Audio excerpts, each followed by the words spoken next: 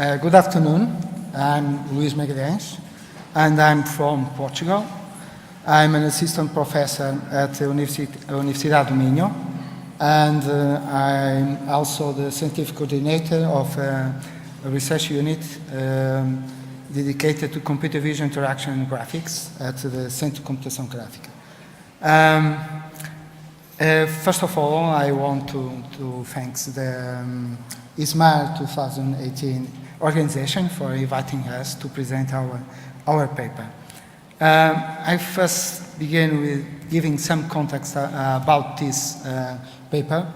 This is a TVCG paper that was published in 2018, but actually it was submitted in 2016 and accepted in 2017. So it has some time.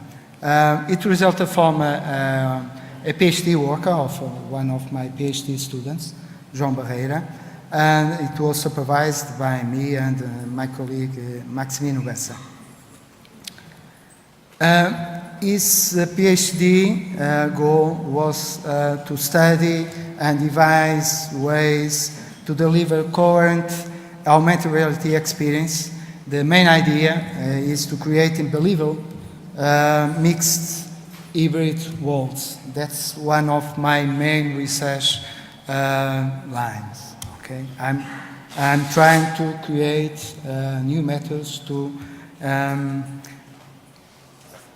in somehow, create this kind of believable mixed hybrid worlds. In order to give this sense of believable to the user, the virtual world must be coherent with the real world. That is, it must take into account the context. When I'm talking about context, it's all the things that matters for the context, not only the geometry of the environment, but also the date, the weather that is in that day, the season, whatever. In this PhD work, we address several levels of coherence. Not only visual coherence, we are used to, most of the time, we are more worried about visual coherence, but actually we can have several levels of coherence. Geometric coherence is more easier to obtain, but illumination, there are some work about that. Another thing that is important is the context, as I said before. Another thing is multi-sensor coherence. We also address this. Actually, we submit a new paper about these experiments that we done about multi-sensor coherence, that we hope that we can present next year. You see. Okay, in this specific work, we address the illumination, coherent illumination.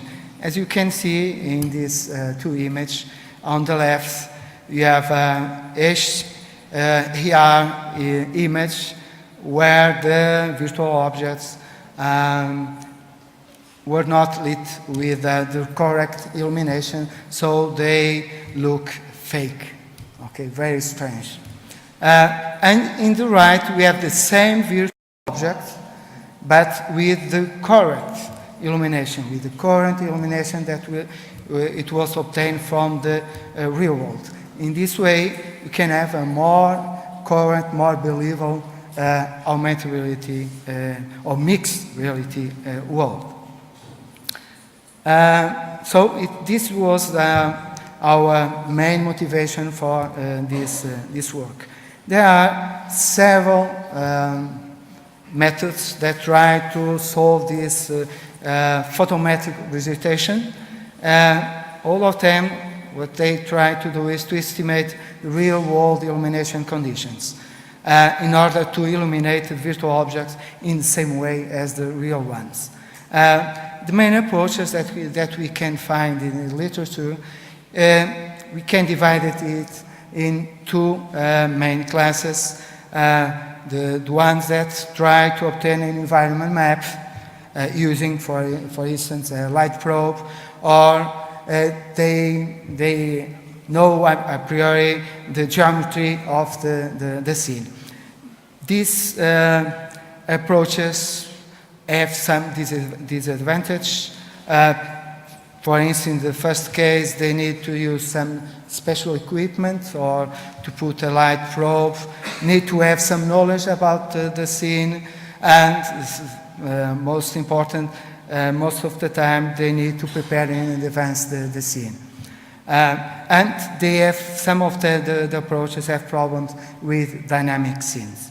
So we think that we have some space here to devise a new photometric registration method, simple one that we want to, it should work on mobile devices. And we don't want to use any additional intrusive object or special equipment and use only the mobile device sensors. And I didn't put it here, but we don't want to use any image processing technique. Only gather the information from the usual sensors that we have, GPS, data, gyroscope, accelerometer, compass, the ambient light assessment, and use this information to try to estimate the illumination conditions of the scene. And in order to simplify the problem, we want to use it in unprepared outdoor daylight scenes. The proposal, as I said, the idea is to use only the information gathered by the mobile device sensors to estimate the illumination conditions. In outdoor daylight scenes, we have two light sources, the sunlight and the sky dome, that is a diffuse light source. And to estimate daylight illumination contributions, we propose to use the current, date, GPS, and time, and GPS data, latitude and longitude of the user location to determine the sunlight direction. And use the weather API to determine the weather sky conditions of that day, and use that information to estimate the illumination, the luminance parameters. The ambient light sensor is used to estimate the absolute illuminance. In our method, we can divide it in two steps. In the first step, we estimate the luminance of the scene for the two light sources. And based on this information, you have the last step, the render step. This at every frame in order to deal with dynamic change in the illumination. Okay, for the first step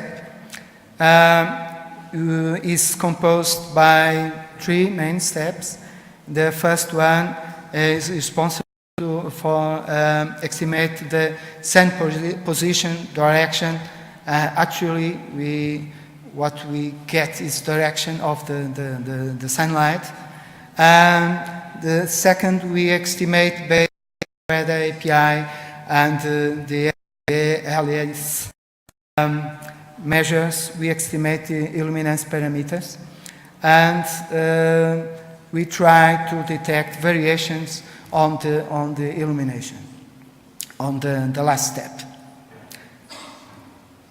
Okay, for getting the position of actual direction of the sunlight, you use a very well-known algorithm, PSA algorithm, and we implement it on the mobile devices, and it uses as input the latitude, longitude of the user location, the time and date, and based on that, it gives the azimuth and zenith angle, which is used to get to the direction of the sunlight. The second step, we estimate the luminance parameters. We know that in this case, we have only two contributions, a direct contribution from the sunlight and diffuse contribution from the sky dome. The absolute illuminance, we estimate it by using the measurement that we get from the ambient light sensor. We get this in lux units. And based on sky conditions that we get from the sky, we figure out a way to estimate the two contributions.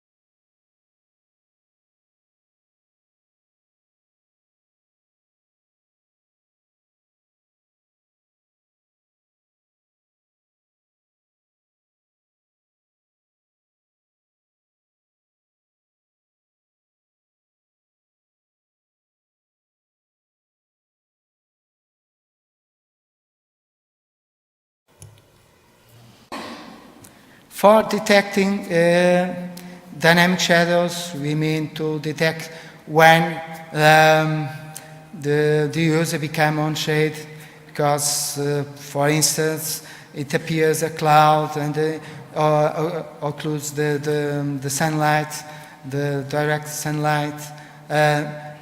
In this case, we need to detect if there is some variation on the absolute luminance. We use the absolute luminance to get this to get an estimation.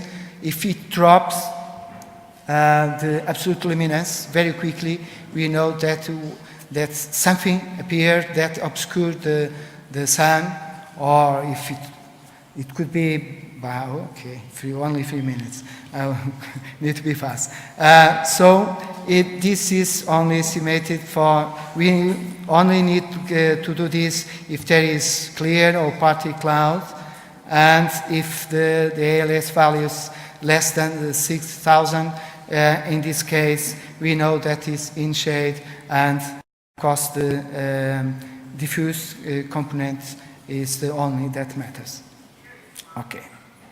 Rendering is more simpler, because the only thing that we do by ourselves, it was to estimate the intensity using the illuminance that we get from the previous step, and divided the illuminance by, I show it here, by a threshold, and the threshold values, we have 3 different threshold values depending on the sky conditions, and use that to convert the lux units to an intensity that range from 0 to 1 intensity value. These are some of the results that we obtain using our method. In the right, we have a real object, and on the left, a virtual object. And you can see that the shadow, we were more concerned about the shadows, not about the illumination of the object. And you notice that the shadows are very coherent. We performed an evaluation of our method, in this case a perceptual evaluation, we define this scene. We have two objects, one real and one virtual. On the right, we have a real one, on the left, a virtual object. And we compare our method to, can consider naive method that we can find some years ago on the AR SDK. And we consider 3 time frames, different time frames, and consider a case where the objects are in shadow. 20 participants participate on this, took part on this evaluation, and they were asked to classify of visual coherence between the objects, the real, and we didn't say to them which one is the real and which one is the virtual. And they just need to compare the shadows between the two of them, and they compare it in terms of shape and color. These are the results that we obtained. Our method performed very well. It was considered better than the naive one, of course, in terms of shape, and in terms of color, the same. Notice the good results that we obtain in terms of coherence.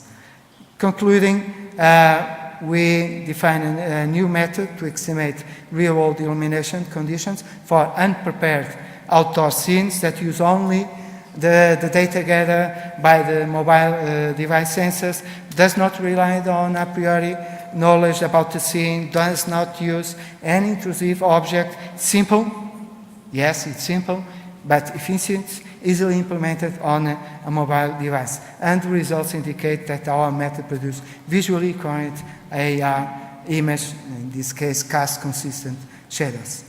Of course, we have some limitations.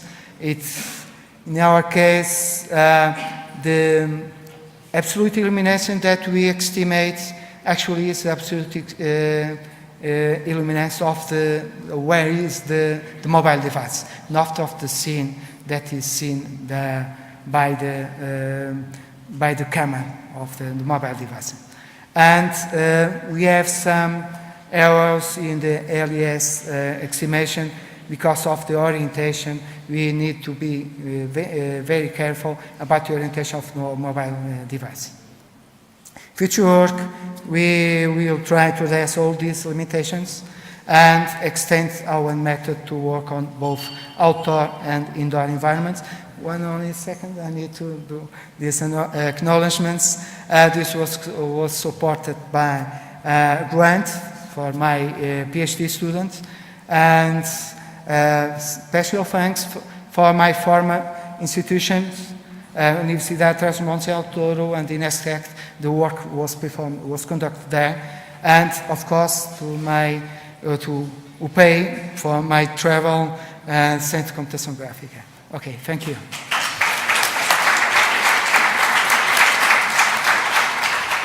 We would have time for one question. Anyone for a question? That was the idea, okay.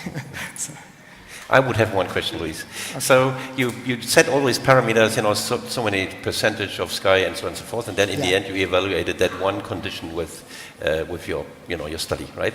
So have you also used some empirical studies to come to those parameters? How you tune, so to say, your algorithm? Okay, you use the recommended model to do this. For the partly cloudy, we perform some experiments to set it to 50%.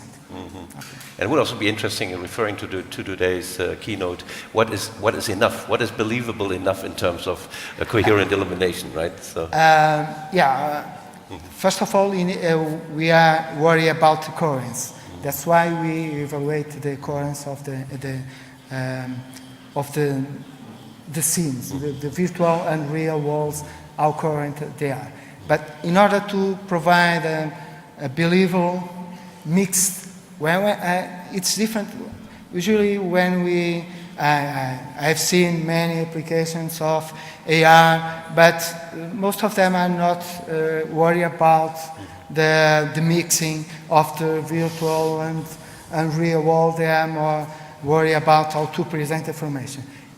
What I want to do is to mix it, really mixing these two worlds, real and virtual, in a believable way. Yeah. Thank you very much, Luis. I got this term from From this morning's from this morning. Thank you very much again.